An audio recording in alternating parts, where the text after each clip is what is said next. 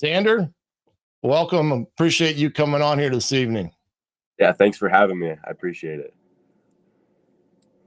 Well, tell us a little bit about the big night on Friday night against Columbia City. Being that it was a 35-0 shutout, was that kind of surprising for you guys in terms of the type of game that you had against them? Not at all. We go into every game expecting a shutout and to put a bunch of points on the board. We have a really, really talented defense, and up front on the offensive line, I think we're one of the best in the state. If you look at all of our games, all of our wins, it always starts up front on our offensive and defensive line, and those two groups for us are just super, super dominant. And so seeing that shutout against a more run-heavy team just doesn't really surprise us a whole lot. Yeah, Zander, talk about this season for you. I mean, the ups and downs of playing in the NE8. I know for you guys, early season success, you get into NE8 play, you're always against stiff competition, and then you fall at East or Leo, and then you dominate Columbia City on Friday, and now you got the big matchup with New Haven this Friday. Just talk about this season and really where this East Noble team is right now, about 2/3 of the way through the year. Yeah, we started off the season playing two really, really solid teams. You look at Lures right now, like you talked about earlier, they're contending to win the SAC, and then we go play against Snyder, one of the best teams in the state. And we beat Lures pretty big, and we compete with Snyder to the very end of the game. Those two games kind of set a tone for us and gave us a confidence that we're a really good team. But not only that, as you get into now, we're playing our best football, and a lot of people have always said to me, best ability is availability. We're all really healthy. We all feel really good, and that's just a huge, huge advantage for us as this season goes on. And I just couldn't ask for a better circumstance right now. Your development as a quarterback, what have you been able to really do the last, 3-year starter now? Is that right for East Noble? Yes, sir. So talk about your growth in that regard, the ability for you to be a 3-year starter. How is that? What has that meant for you to be in that system, in that program like that for the last 3 years as a starting quarterback? Yeah, especially in a program like East Noble, being a 3-year starter and giving the keys of the car as a sophomore is just a really big honor. Not a lot of people get to do it. I think I was the first in like 19-ish years is the number to start all 3 years, every game, all 3 years, which is just something that's just means a lot to me. But not only that, just kind of, looking at my sophomore to my senior year, the game's just slowed down a lot for me. Last year was a little bit of a struggle. I battled some shoulder injuries all season, and that kind of led to some inaccuracies, some shoulder instability, stuff like that. And, I really just took this off season to get super accurate, build up my shoulder stability, and just kind of just be our guy, that I knew my guys needed me to be.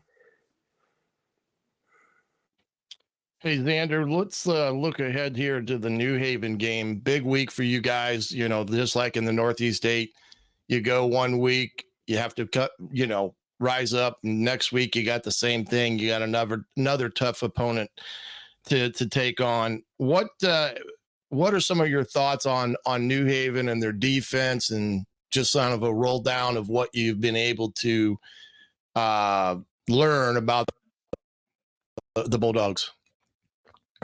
Yeah, obviously the guys that stick out when you watch film are the dude that's going to go to Ohio State next year and go probably play in the league. Like, dude's special. I play with him all summer long too.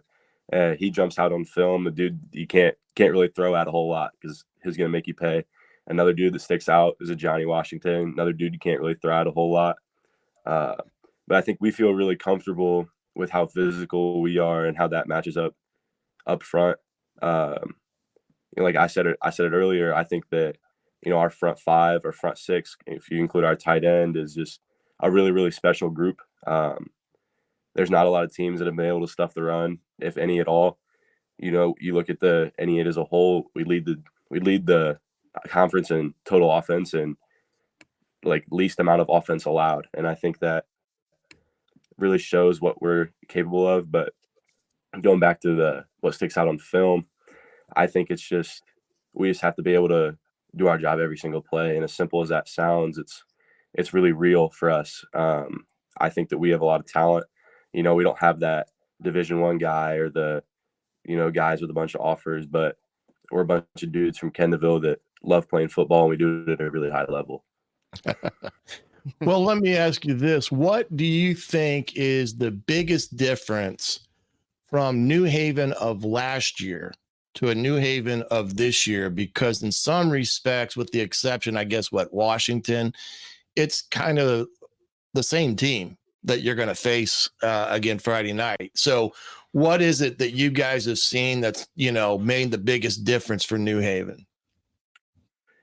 I think it's something that's very similar with us. And you look at us, and it's essentially the same team that played last year. It's a bunch of dudes that have at least 1 year varsity experience, and that's huge. Dudes that the moment's not too big for them anymore when it's time to make that play. And so, just being able to have confidence in everyone around you is huge.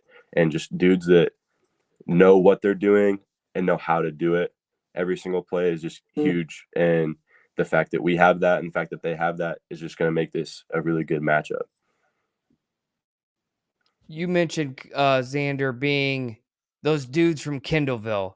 One thing we all in 1380 game of the week this week up in Kendallville for the New Haven at East Noble game.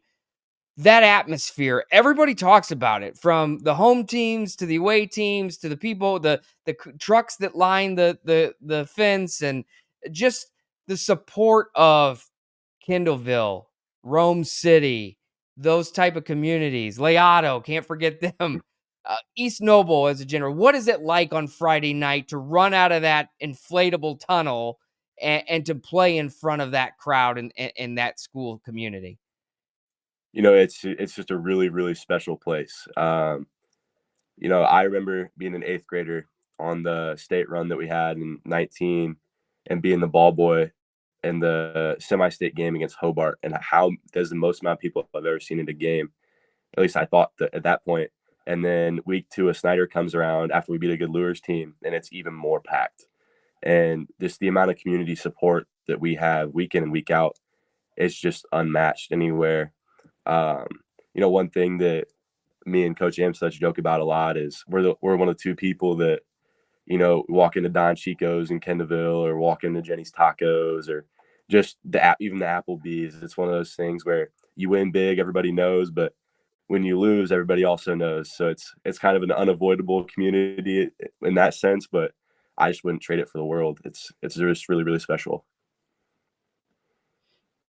Your development as a quarterback, what kind of holds next to you? You're a senior now. Have you kind of thought of, what is next for you as far as, playing in college, or what does that look like? What's the next step for you after high school football's over? Yeah, so I actually just got my first scholarship offer probably like an hour ago from Lawrence Tech, an NAIA in Okay, right congrats. area. So yeah, thank you so much. Definitely looking to go play college ball, and then just kind of see where that takes me. Just go try to play 4 more years of ball.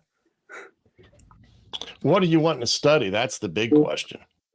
So right now I'm leaning towards biochem, and then taking that into anesthesiology and becoming an Okay. anesthesiologist. Well, I know a lot of them since I've had a lot of surgeries. So if you need any contacts out there, you could probably hit me up, but I probably could put you in touch with a few. I What? definitely think that. Well, like Dude says, we're going to be up there Friday night, and we enjoy that atmosphere that Kendallville embraces us when we come up to see you guys play. And I tell you, it's one of those things that definitely is a big difference.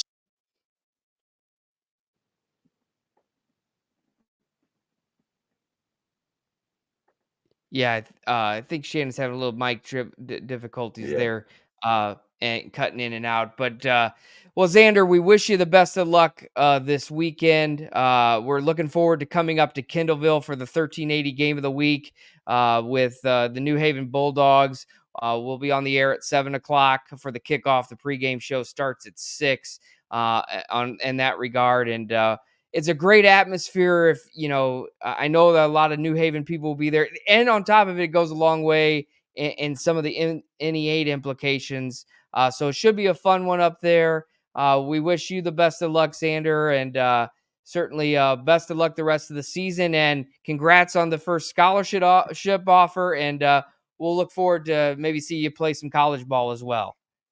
Yeah, thank you so much, guys. I appreciate the opportunity for having me on.